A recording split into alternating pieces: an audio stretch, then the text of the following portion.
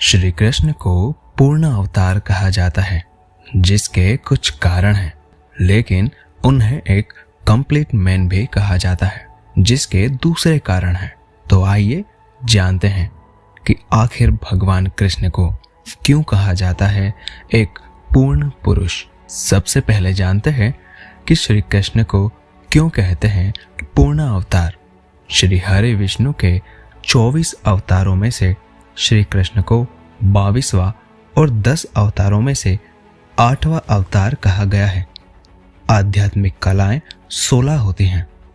पत्थर और पेड़ 1 से 2 कला के प्राणी होते हैं। पशु पक्षी 2 से 4 कलाओं के। साधारण मानव में 5 कला और संस्कृति युक्त समाज वाले मानव में 6 कलाएं होती हैं।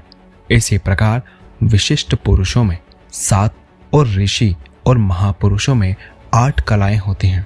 9 कलाओं से युक्त सप्त ऋषिगण, मनु, देवता, प्रजापति, लोकपाल ये लोग होते हैं। इसके बाद 10 और 10 से अधिक कलाओं की अभिव्यक्ति केवल भगवान के अवतारों में ही अभिव्यक्त होती है, जैसे वराह, नरसिंह, कूर्म, मत्स्य और वामन अवतार। इन्हें आवेशावतार भी कहते हैं। उनमें 10 से 11 कलाओं का आविर्भाव होता है। परशुराम को भी भगवान का आवेशावतार कहा गया है। भगवान राम 12 कलाओं से, तो भगवान श्री कृष्ण सभी 16 कलाओं से युक्त हैं। यह चेतना का सर्वोच्च स्तर होता है। इसीलिए प्रभु श्री कृष्ण जग के नाथ, जगन्नाथ और जग के गुरु, जगत गुरु कहलाते हैं। इसीलिए उन्हें पूर्ण अवतार कहते हैं। पूर्ण पुरुष एक व्यक्ति अपने जीवन में कुछ एक विषय में खास बन सकता है, जैसे वह एक श्रेष्ठ पिता, भाई, पति बन सकता है। बाहर श्रेष्ठ मित्र, संगीतकार, चित्रकार या बिजनेसमैन बन सकता है, लेकिन आप उससे सभी कुछ बनने की आशा नहीं रख सकते। लेकिन धरती पर श्री कृष्ण एकमात्र ऐसे व्यक्ति हैं जो सभी कुछ हैं। उनमें शिव, परशुराम, राम, बुद्ध सहित रुक्मणी और राधा भी विद्यमान हैं। वे भक्त भी हैं और भगवान भी। उनके 1000 चरित्र हैं। बहुरंगी श्री कृष्ण। श्री कृष्ण का बचपन दुनिया के सभी बच्चों को प्रेरित करता है। वहीं उनकी जवानी के इतने रंग हैं कि जिस युवा को जैसा रंग पसंद हो वह चुन ले। उन पर बुढ़ापा कभी छाया नहीं, लेकिन उन्होंने उस उम्र में भी युद्ध लड़ा और जीत हासिल की। वे ध्यानी भी हैं और योगी भी। वे प्रेमी भी हैं और ज्ञानी भी। उनमें सभी रंग बसते हैं।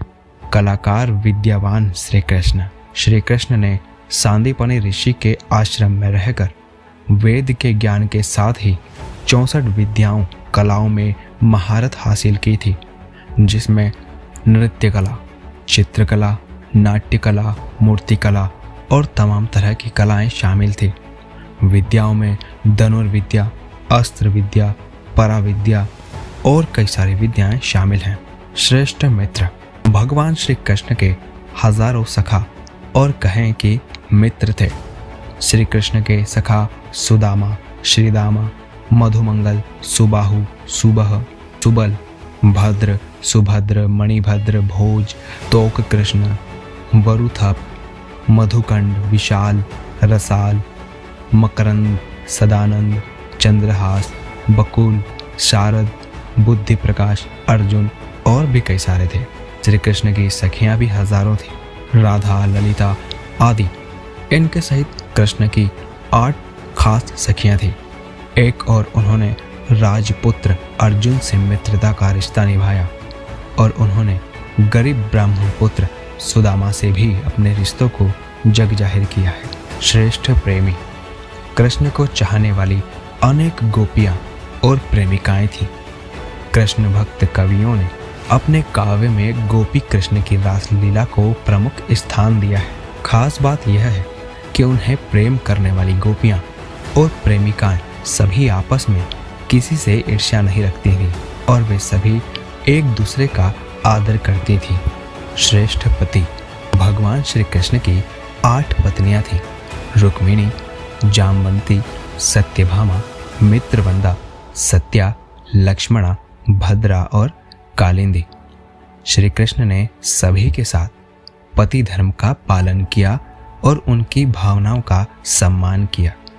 जहाँ रुक्मिणी के साथ उनके रिश्तों की कथा प्रचलित है, वहीं सत्यभामा को बराबरी का दर्जा देकर यह सिद्ध किया कि कोई भी बड़ी या छोटी नहीं है।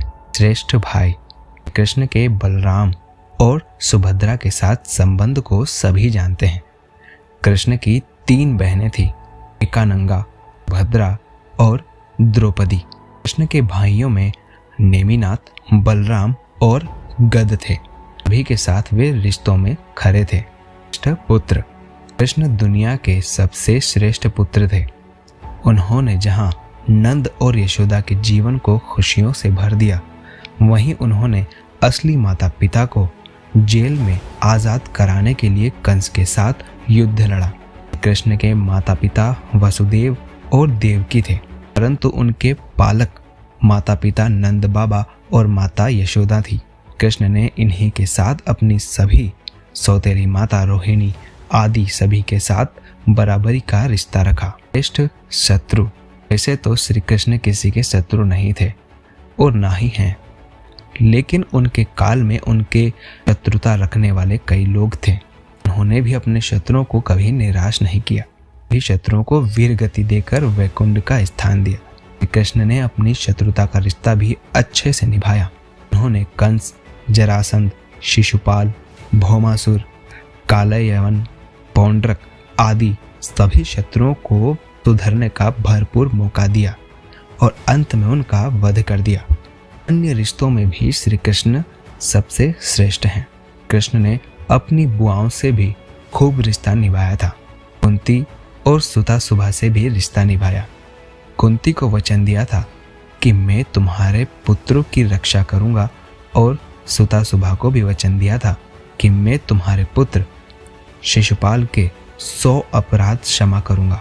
इसी प्रकार सुभद्रा का विवाह कृष्ण ने अपनी बुआ कुंती के पुत्र अर्जुन से किया था।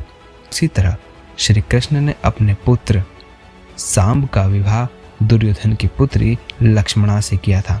कृष्ण के रिश्तों की बात करें तो वे बहुत ही उलझे हुए थे। श्री कृष्ण ने अपने भांजे अभिमन्यु को शिक्षा दी थी। उन्होंने ही उसके पुत्र की गर्भ में रक्षा की थी। रक्षक कृष्ण, भगवान श्री कृष्ण ने किशोरावस्था में ही चाणूर और मुष्टिक जैसे खतरनाक मल्लों का वध किया था। साथ ही उन्होंने इंद्र के प्रकोप के चलते जब वृंदावन आदि ब्रज क्षेत्र में जल प्रलय हो चली थी, तब गोवर्धन पर्वत अपनी उंगली पर उठाकर सभी ग्रामवासियों की रक्षा की थी। उन्होंने द्रौपदी की रक्षा की और भौमासुर की कैद से 1600 महिलाओं को मुक्त कराया।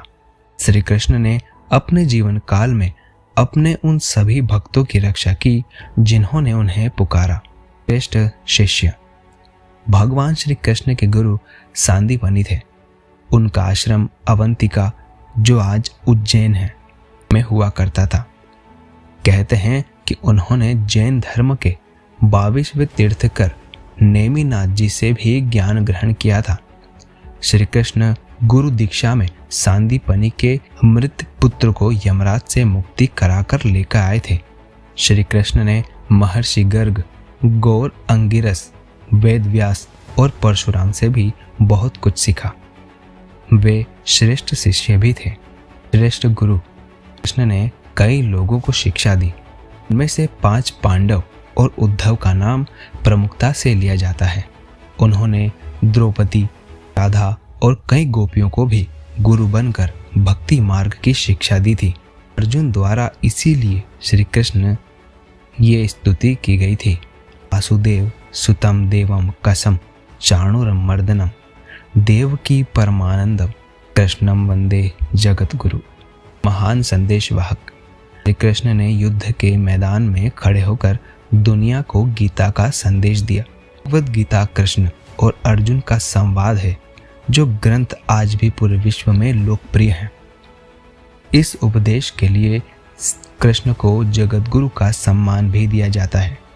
वर्तमान में श्रीमद् भगवत गीता पर जितनी टीकाएं और व्याख्याएं दुनिया में मौजूद हैं उतने दूसरे किसी भी ग्रंथ की नहीं हैं।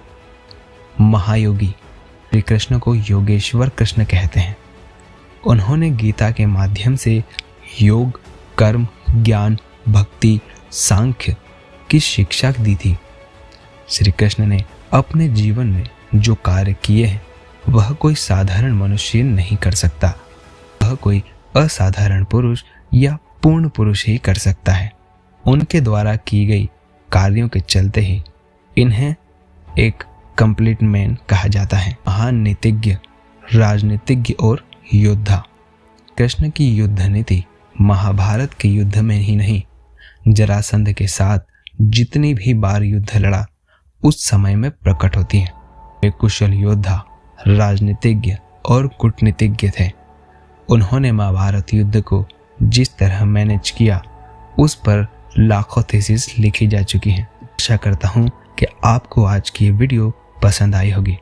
मिलते हैं अगली वीडियो में।